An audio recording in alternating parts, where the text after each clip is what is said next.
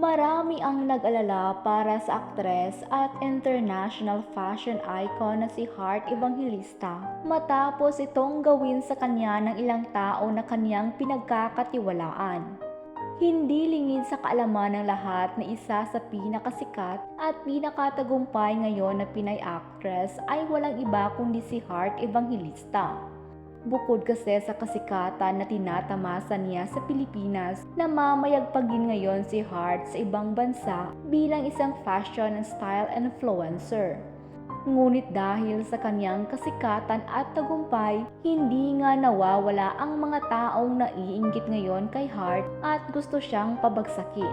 Kamakailan lang ay usap-usapan ang balitang may sumabotahe sa booking ni Hart sa Milan Fashion Week.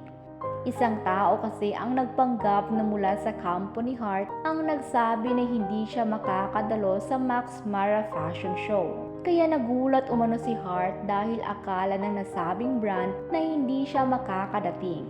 Kasunod nito, naglabas ng pahayag si Hart sa kanyang Instagram story kung saan pinaalalahanan niya ang lahat na siguraduhin na mula sa kanyang representatives nang galing na hindi siya makakapunta sa isang event.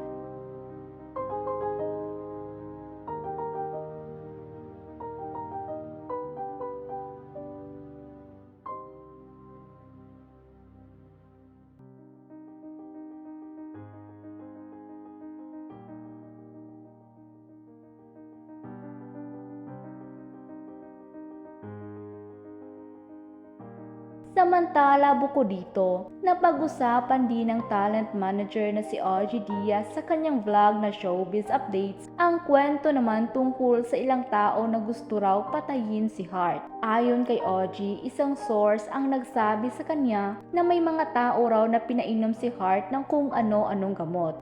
Ang akala pa raw ni Hart makakabuti ito sa kanya o para sa kanyang kalusugan at wellness, pero hindi pala. Ayon pa nga sa source, di umano'y muntik nang patayin si Hart ng mga taong nagpainom sa kanya ng gamot.